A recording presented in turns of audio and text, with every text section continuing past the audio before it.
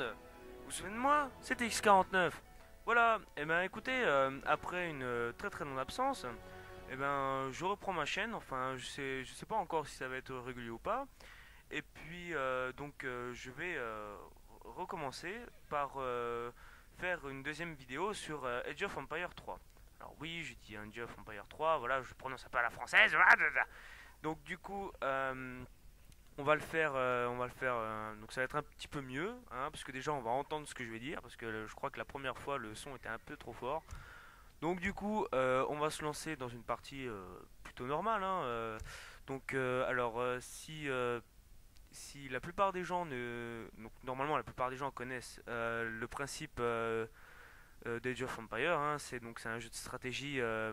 Au départ, le 1 et le 2 c'était plutôt visé sur le Moyen Âge, et là c'est le 3 et sera plutôt dirigé sur l'époque coloniale avec tout ce qui est canon, fusil à baïonnette et etc. Donc alors là on va se mettre plutôt sur une partie assez classique. C'est-à-dire que oui, les règles du jeu seront classiques. Non, ce n'est pas du tout cette vanne que je voulais faire. Non, non, on va se mettre en un contre un sur une carte que je vais choisir parce qu'il faut pas que ce soit trop chiant non plus. Voilà, Grande Plaine, ça va être nickel.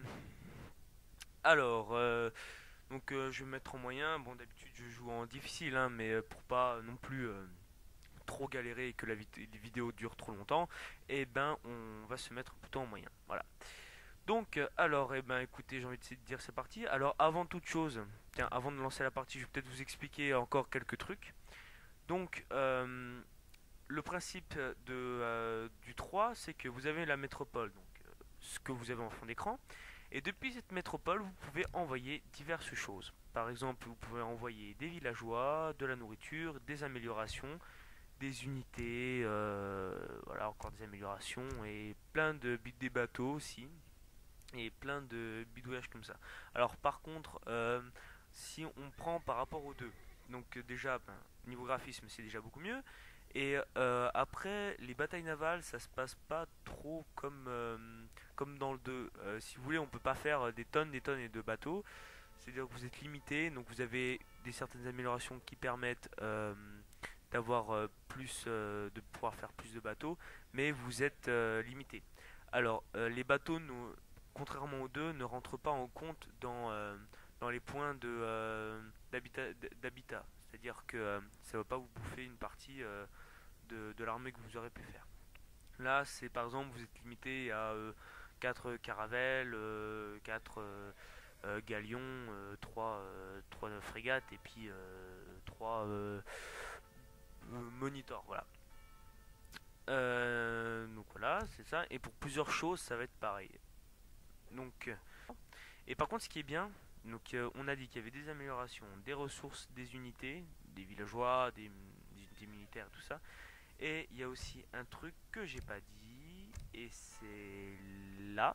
Vous pouvez envoyer des forts. Alors, par exemple, forteresse Vauban, là c'est un truc muche, là c'est un truc muche. Alors, les forteresses, c'est envoyé par chariot. Oui, donc en gros, vous pouvez aussi envoyer par des bâtiments, hein, des tours et tout ça. Donc, c'est envoyé par chariot et vous pouvez le placer n'importe où sur la carte, sauf trop près du centre-ville de l'ennemi. Voilà. Et donc c'est un chariot, il n'y a pas besoin de villageois ni de ressources. Donc ça vous arrive gratuit, tout frais payé dans la main. Et vous avez juste à le placer, et puis à le protéger peut-être au cas où si vous vous faites défoncer pendant que ça se construit. Donc eh ben, on va voir tout ça. Eh ben, c'est parti, on va lancer. Ça va pas enregistrer la carte. Voilà, Grande Plaine, j'avais mis Grande Plaine. Donc c'est parti, équipe 1, l'autre il est dans l'équipe, on ne sait quoi, mais bon. Tiens, on va y mettre aléatoire, ça va plutôt rigoler. Rigoler, ça va non, plutôt être rigolo. Donc du coup, on balance ça. Alors, on va se battre contre les Chinois, si je ne me trompe pas. Donc, c'est possible que l'ennemi vous envoie des petits messages d'amour et de beauté pour faire la paix et tout le Prêt. tralala. Mais là, Oui. il va pas le faire. De toute façon, après, vous pouvez lui répondre, mais il va pas vous répondre, hein, Pas faut pas encore. non plus déconner. Alors, Oui, correct. là, nous avons... Donc, on commence avec 5 villageois. Donc, c'est à peu près pareil pour toutes les civilisations. Avec un éclaireur et Prêt. donc Ramasseur. il est plus rapide. Bon, bien sûr, il n'est pas fait pour le combat Votre ordre. rapproché. Bon, un petit message de bienvenue. Siens, un grand homme satisfait de toujours la fin des siens. Votre peuple vous en remercie. D'accord. Mais sinon, si c'était, c'est pareil aussi. Alors, donc il y a des trésors. Les trésors, ça va être ça, par exemple. Ça, c'est un trésor un peu merdique. Ça va être plutôt ça. Alors, les trésors, donc là, par exemple, ça me fait gagner 95 de bois. Bon, c'est pas top, mais c'est déjà ça. Euh, donc, il y a toujours des gardiens. Donc là, c'est des fusils hors la loi. Ça peut être autre chose, des bêtes. Euh, soit des mercenaires, des bêtes. Enfin, vous pouvez les appeler comme vous voulez, quoi. Là, c'est appelé globalement par des gardiens. Donc, eh ben, après, bon, ça m'a un peu. Donc, moi, je joue les Français depuis toujours. Donc, métropole level 60. Bon, c'est pas non plus exceptionnel puisque. Bon, je joue pas trop en ligne parce qu'il y a aussi un mode multijoueur. Prêt. Mais quand j'y vais de Chasseur. temps en temps, je m'aperçois qu'il y en a qui sont Chasseur. 240, 150. Bon, à côté, je suis pas tip top. Donc moi j'ai ma stratégie bien à moi. Je vais d'abord voir où est l'ennemi. Puisque normalement Très bien. il n'a pas d'unité, donc pile il est là. Ah non, c'est les. Si, c'est les Chinois. Je crois que c'était les Japonais, mais non, c'est les Chinois. Donc voilà, donc lui par exemple, lui il a un maître Kung Fu, Shaolin, tout ce que tu veux. Et normalement il a quelqu'un avec lui, mais il l'accompagne pas. Alors là, on peut sélectionner différents jeux avec les cartes qu'on a. Là, c'est mon jeu avec mes trucs de gros bourrin. Et là, je vais m'envoyer. Non, je vais faire une autre technique. On va refaire les coureurs des bois, voilà. Et là, je vais m'en envoyer 3. Donc les 3 sont gratuits. C'est Chasseur. juste que ça me bouffe de la place dans les maisons et tout et tout. Votre ordre. Et voilà, voilà. Donc, je vais pas tout vous raconter d'un seul bloc comme ça. Ce que je vais faire, c'est que je vais me propulser dans le temps et puis je vais faire en sorte que on revienne un peu plus tard pour éventuellement voir comment ça se développe. Bon, et ben alors on se dit à tout de suite dans le futur. Salut les gars, ou les filles, je précise. Et nous revoilà. Pourquoi cette voix? Et nous revoilà donc du coup dans le futur. Enfin, futur, même époque, hein, mais futur dans le temps de cette vidéo. Mais voilà, donc j'ai ramené un fort de ma métropole qui a été un petit peu attaqué. Mais ne vous fiez pas aux murs détruits et aux tours démolies. Il y a juste le petit marteau là en bas à droite et il se répare automatiquement. Dans le 3, déjà, on va partir d'une base solide.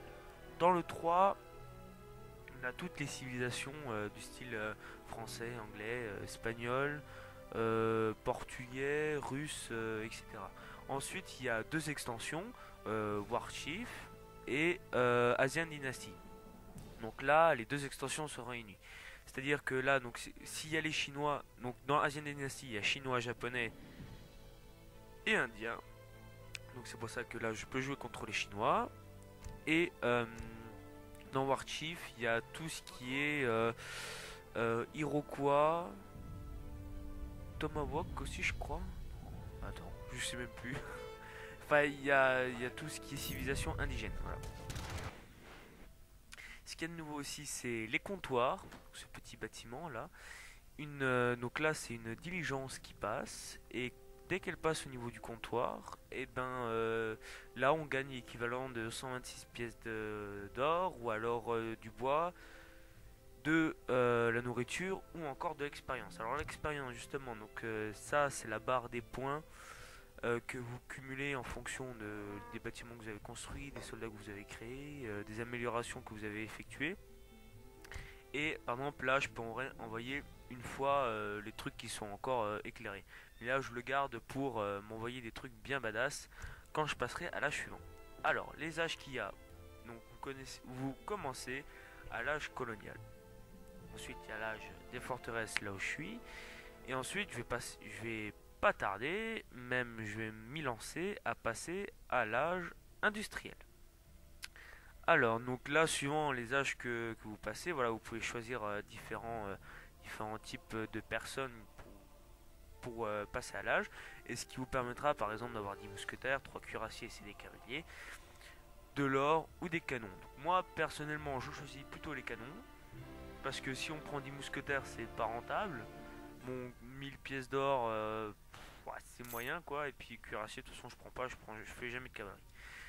Donc du coup, moi je prends les canons. Les canons c'est bien parce que ça défonce bien. Donc là j'en ai déjà 3. Ces 3 là sont envoyés par ma métropole. Mon unité que je préfère, vous l'aurez deviné, c'est les mousquetaires. Donc là je les ai développés une fois, c'est pour ça que c'est marqué mousquetaires vétérans. Et voilà, alors donc les canons on peut les construire dans la fonderie d'artillerie. Ensuite, ce qu'il y a de nouveau encore, c'est ce bâtiment qui ressemble, enfin qui a la même utilité qu'un moulin, c'est-à-dire mais pour les pièces d'or. Donc c'est une plantation, donc on s'imagine que ça produit du coton et que je leur vends. Et c'est ce qui me fait gagner de l'argent. Parce que le coton de toute façon n'a pas d'utilité. Donc dans ces deux bâtiments, donc le moulin à gauche, hein, si on tord un peu la tête quoi, à gauche et la plantation à droite. Voilà, voilà. Et ça. Ensuite, il y a aussi le corral qui permet de faire des moutons. Putain, je l'ai déglingué, villageois. Qui permet de faire des moutons. Ces moutons vont engraisser, qui ensuite, plus tard, vont créer de la nourriture. Quand vous aurez... Oui, je suis passé qui vont vous procurer de la nourriture. Dès que vous irez les défoncer et en faire du bifton. Nous aimons le bifton. Alors, après, je crois que ça n'a pas changé. Les groupes de soldats maximum que vous pouvez faire, c'est du 50 soldats, je crois. Et il me semble que dans le 2, c'est exactement la même chose. 50 soldats et pas plus. Donc du coup, là, on les met tous en position canonnade, quoi. On les met devant, même si normalement, c'est pas la bonne stratégie. Mais comme j'ai pas envie de perdre trop de soldats, on va faire comme ça. Donc là, je suis passé à l'âge industriel. C'est-à-dire que je vais pouvoir augmenter, améliorer mes soldats, que je vais pouvoir améliorer mes canons, que je peux améliorer mes tours de guet, que je peux faire une amélioration dans la plantation, que je peux améliorer ma roulotte. Ah non! Ma roulotte en chemin de fer, ce qui me permettra d'avoir de l'agent plus vite. Et ensuite, je peux faire aussi de nouveau... Ah oui, je peux faire... Déjà, je vais me ramener... Alors, je vais me ramener une petite... comment ça s'appelle déjà? Usine, qui me permettra de gagner n'importe quelle ressource vachement plus vite. Et un autre fort. Alors, là, la quantité de cartes que j'ai, si j'ai tout ça, c'est parce que j'ai quand même une forte expérience... Enfin, une forte, non. Je rectifie. J'ai une certaine expérience dans le jeu. Et plus vous avez d'expérience, plus vous pouvez débloquer des cartes badass quoi. Donc là, moi j'ai les usines déjà. Donc je peux en envoyer 2. Et au total, je peux balancer 3 forts. Alors normalement au début, donc il n'y en a qu'un. Et puis pour en avoir jusqu'à 3, il faut quand même attendre pas mal de temps. Donc voilà, donc l'usine vient sous forme de chariot. Elle ressemble à un truc très très moche que je place au milieu de mon village. Rien à battre de la pollution. Et voilà. Encore autre chose d'intéressant, et dis donc il y en a plein là, c'est ça. Alors ça, ce sont donc toujours le bâtiment. Vous pensez m'avoir porté un coup fatal, mais quelle raison de plus de vous anéantir. C'est ça, viens, viens. Bref, donc ça c'est toujours un comptoir, sauf que là je l'ai installé dans un village, Comanche. Alors donc c'est les villages indigènes, donc les Comanches, il me semble qu'on peut les jouer dans Warchief. Donc voilà, vous avez des améliorations pour les guerriers que vous pouvez... Alors voilà, les guerriers n'affectent toujours pas la place qu'occupe votre armée, mais vous pouvez en faire que 10. Donc c'est pas mal si... Enfin c'est pas mal. C'est bien quand vous avez votre explorateur avec 10 gigus comme ça pour aller choper des trésors où il y a des gardiens du style comme les ours ou des trucs comme ça. On peut en mettre partout. Et alors... je sais plus, parce que ça fait longtemps que j'ai plus posé la papate sur ce petit jeu. Il est beau le train, mais oui, il est beau. Pardon? Attends! Ils viennent de passer devant le train sans se faire défoncer? Mais c'est... Mais... Mais non? Pourquoi? Ça, c'est n'importe quoi. Alors, par exemple, là, je vois que je peux pas le mettre. Alors ça... Ah non, c'est parce que je suis trop près du centre-ville ennemi. Alors ouais, moi je me suis placé juste là. Ah oui, voilà, j'ai mon deuxième fort. Et mon deuxième fort, je veux le mettre dans ton cul. Alors lui, il s'est construit un comptoir là, je vais le marave ça. Par exemple, tout ça, ils vont se mettre sur leur petite roulette. Même si je vais me faire attaquer, mais bon, ce n'est qu'un détail. Par contre, ce serait bien qu'ils attaquent, voilà. Bon. Bah, il y a un problème de réception, il y a des interférences, alors du coup, ils captent pas très vite qu'il y a ça. Alors, voilà, voilà. Donc après que j'ai amélioré tout ça, là il y a encore une amélioration, bordel. Et voilà, donc ça c'est ma grosse usine qui m'augmente bien vite mes ressources, même si j'ai quelques personnes sur le bois. Donc on va juste attendre que mon fort soit fini avant d'attaquer, parce que si j'attaque et si mon fort n'est pas fini, ils vont m'attaquer mes canons vont périr, et ça va me faire chier. Bon alors ça c'est fait, donc maintenant ça va le défoncer. One shoot. Non. Fail. Pas grave. Tri-shoot. Voilà. Ça se dit pas ça. Alors, je pense que je vais laisser là, il risque pas grand chose. Par contre, lui... Alors, lui, il peut construire... Donc ça, c'est votre explorateur, celui qui permet de ramasser les trésors. Et... Qu'est-ce qui se passe? Oui, oui, je pars tout seul, je suis fou. Il me disait aussi, il y avait une musique de fin de partie, mais ça n'allait pas avec le contexte. Alors, toi, tu vas me construire ça là-bas. Alors, lui, il peut construire donc les comptoirs. Donc, c'est votre explorateur, celui qui permet de ramasser les trésors. Et il peut aussi construire le centre-ville, que les villageois ne peuvent pas faire. Donc, si vous n'avez plus de villageois, enfin, non, même pas, si vous n'avez que des villageois, et si lui il meurt, à ce moment-là, les villageois peuvent construire un centre-ville, mais pas avant. Pas avant. Alors, voilà, voilà. Alors, ce que je vais faire, c'est que là, je vais préparer une bonne grosse petite armée, rien que pour vous. Et, ah merde, j'en ai fait un troisième. Bon, j'en ai fait un troisième. On va les encercler, ça va être génial. Donc, moi, je vais me faire une bonne grosse armée, parce que là, pour le moment, presque rien. On est d'accord. Si on est d'accord. Et je vous referai venir pour assister au carnage auquel vous allez participer.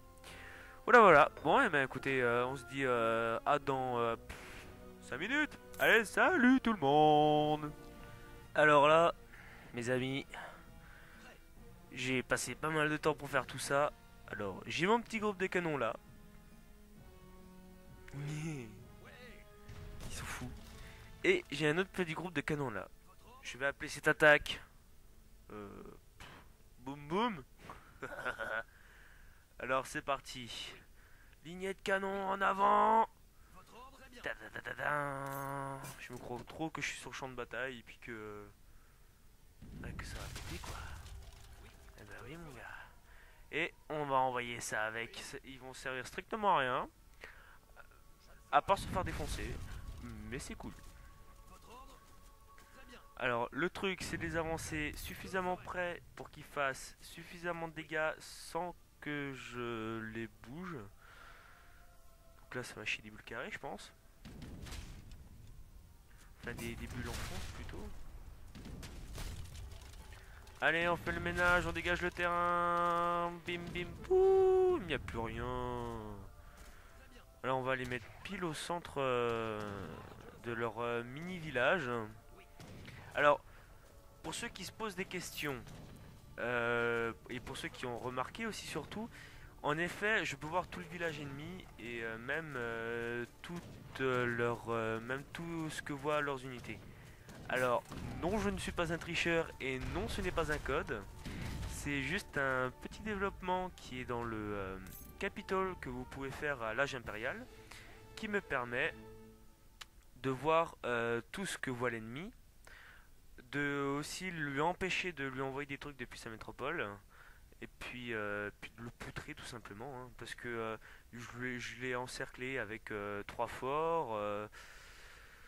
Enfin bref, de toute façon, il n'avait aucune chance. Et oui, personne ne peut vaincre TX-49, je suis désolé, mais là, s'il avait la moindre petite chance, franchement, non, elle n'existait pas. Donc voilà, voilà. Donc en gros, je l'ai bien poutré sa mère, et puis c'était plutôt cool. Bon, moi, après, là, il était en moyen, donc du coup, j'ai eu le temps de faire ce que je voulais. Il était pas très fort, il a pas trop développé ses soldats et tout ça. Mais bon, je vais pas essayer de le défendre, hein. Je l'ai poutré, quoi. Hein. Et oui, le meilleur, c'est Bibi. Bon, tout ce qu'il faut retenir de ce jeu, c'est qu'il est super. Il y a vraiment beaucoup de choses de rajouter par rapport aux deux. Et ben, de toute façon, si on suit la trilogie des Age of Empire, ça avance tout le temps dans l'histoire. Voilà. Donc le 1, moi je sais que j'y ai joué donc il y a très longtemps. C'est même l'un des premiers jeux auxquels j'y ai joué. Après, j'ai beaucoup plus joué au 2, donc j'ai des souvenirs qui un peu plus marqués que le 1. Mais le 1, on commençait du style à l'âge préhistoire, et puis après on évoluait un peu, mais on n'allait jamais très loin, je crois. Et le 2, ben on était féodal, après âge des châteaux, âge impérial, je sais, j'ai dû en sauter un ou même voir deux. Et après il y a celui-là. Donc, si jamais vous avez des questions à propos de ce jeu, des questions techniques ou même juste pour avoir quelques infos en plus, vous pouvez les mettre en description. Et puis surtout, n'hésitez pas à vous abonner à ma chaîne et puis à liker la vidéo si elle vous a plu, bien évidemment. Et bien, c'était TX49 qui vous a présenté Age of Empire 3 sur PC. Allez, ciao tout le monde, à la prochaine.